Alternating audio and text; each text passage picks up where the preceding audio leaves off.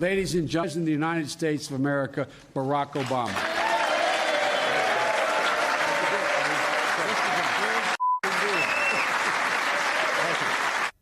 If you can believe it, that was 14 years ago tomorrow when the Affordable Care Act was signed into law.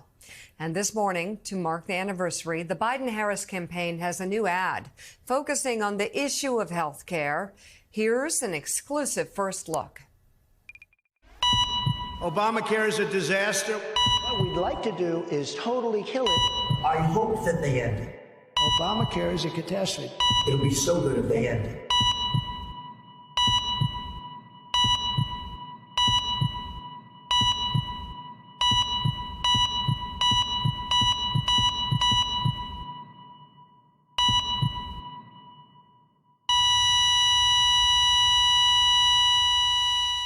Yee. And this year, a record number of Americans signed up for coverage under the landmark health care law. Apparently, they like their health care.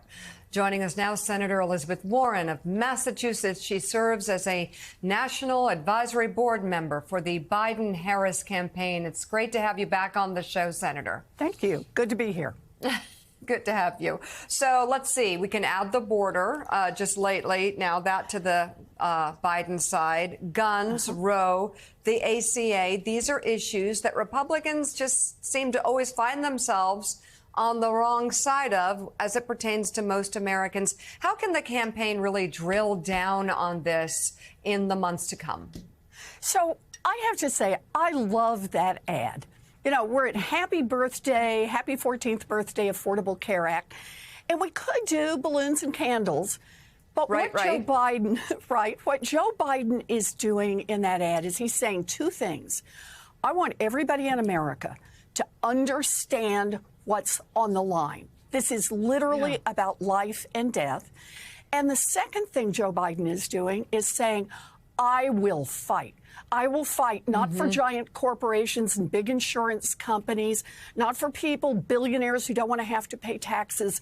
I will fight for you so that you have health care coverage. And that's true if you're one of the 20 million people getting your health care through the Affordable Care Act directly. But it's also true if you're one of those people under the age of 26 who's still getting health care because you're on your parents' plan. It's true if you're somebody with a pre-existing condition. Always remember, before the Affordable Care Act, those insurance companies discriminated against women for being women. They discriminated against people with asthma and people with diabetes and people with heart conditions. All of that has gone away. And Joe Biden says, I'm going to fight for your access to health care. Go, Joe Biden. Well, it seems it's like all about preserving and protecting in this race, preserving and protecting our democracy, preserving and protecting our health care, or you'll lose it. Like we have lost women's health care, abortion rights, abortion health care rights. And you know, on this one, it's important to remember this isn't just hand waving about what's at risk. You hear in the ad Donald Trump's own words. But remember, we, for the first time in a long time, are going to have two people running for president, both of whom have been president. So what did Donald Trump do while he was president? Well, he got an extremist Supreme Court in that rolled back Roe versus Wade.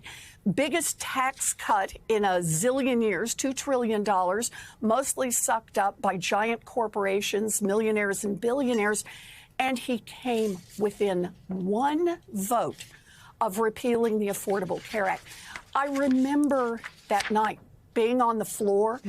The House had voted, the Republican House, to repeal the Affordable Care Act. And I remember what they did after they voted to repeal it. They went to the White House lawn and celebrate with Donald Trump, drink beer and raise toast for taking away health care from millions of Americans. It comes over to the Senate. No one is sure what the count is. There aren't enough Democrats to stop it. We've got to have a little bit of Republican help. And it all comes down to John McCain. I watched him as he walked down to vote, walked away, came back. Mike Pence was there. They took him out into the hallway to try to twist his arm to make sure he voted to repeal health care. finally, he walks back in. Talk about a moment when you stand there and your heart's thumping. And he holds his hand up and votes no, that he will not repeal the Affordable Care Act. But understand this, that's how close we came. Right. And Joe Biden is reminding us of that. Your health, the health of someone you love, is on the ballot in 2024. It's the top of the hour, and we are speaking with Senator Elizabeth Warren. It is the 14th anniversary of the Affordable Care Act being launched, and we're talking about our health care in jeopardy in this presidential election and how women's health care has already, quite frankly, been thrown out the window. Tuesday, Supreme Court oral arguments on the fate of mifepristone. But again, do you think, Senator, that in vivid reality, maybe finally more Americans who already were, for the most part, on the side of a woman having the right to choose what to do with her body, but are they beginning to understand in vivid detail that abortion is health care? It can save a life. It can save the ability to have future pregnancies. It can save a woman from profound trauma. It can save abnormal fetus from coming to term and then dying a slow, painful death. It is real health care. You know, that's the part that since this extremist Supreme Court put in place by Donald Trump has repealed Roe versus Wade, first time in our history that a constitutionally protected right has been taken away from Americans, from half of our population. I think that more and more people have read the stories, have heard the stories from friends, from neighbors, have experienced it themselves, and said, wait a minute, what these Republicans are doing is, yes, it's about termination of a pregnancy, but it's about health care overall. And it means that there are doctors right now today down in Texas who are going through the calculation of, well, this is what I would do because you're in here, you've got a terrible problem in this pregnancy needs to be terminated, but because some politician has made the decision about your health care, I'm not able to do it. So here are doctors who today are saying, what's my workaround? How close to death do you have to be before I can provide this service? Should I tell you to get in a car and travel several hours to go to another state where you can get the care that you need?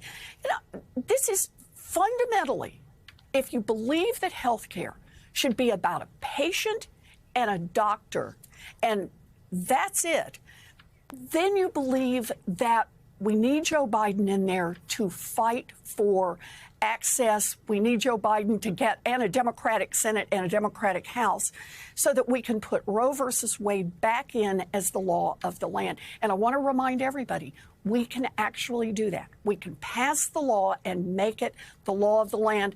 The Republicans know that, and that's why they are fighting hard right now to block that access. Again, abortion and all of women's health care going to be on the ballot in 2024. That's why I'm here for Joe Biden, Kamala Harris, and the Democrats up and down the ticket.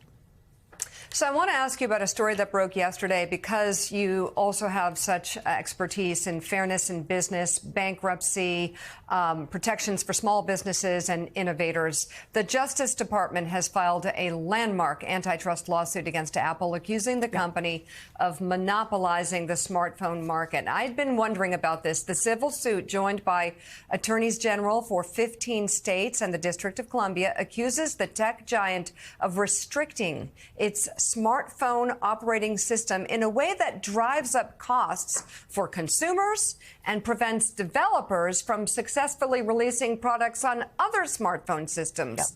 So it's an 88-page lawsuit, the DOJ arguing the company violated antitrust laws with practices that were intended to keep customers reliant on their iPhones and less likely to switch to a competing device. Let me just put out Apple's statement here.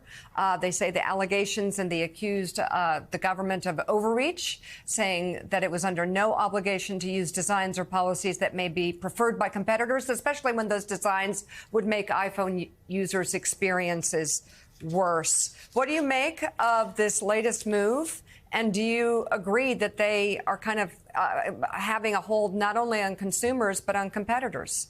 So here's what's happened. Look, somebody builds a great product, people want to buy it, and that makes them big. That's great. Everybody. Yeah. Everybody.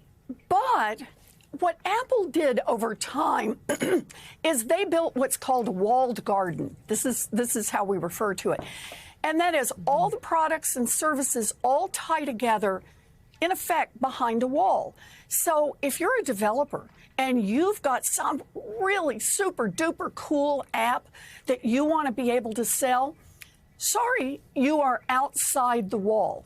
And Apple says, not going to compete with you. And the people within the walled garden all have to stay inside. It's not about out-competing all of those competitors. It's about building walls that are high enough that all of your users never get to try anyone else. And I'll give you an example of that. So it turns out that about 98% of people who replace their iPhones replace them with another iPhone. And you know why? Because it's really easy to do that. But when you go to countries that have actually pushed on Apple's monopoly and said you've got to permit what are called super apps, which means other apps that make it easy to migrate all of your data and connections to another phone, only about half of the people, when they replace their iPhone, go with another iPhone. They want to try something else. That means lower prices.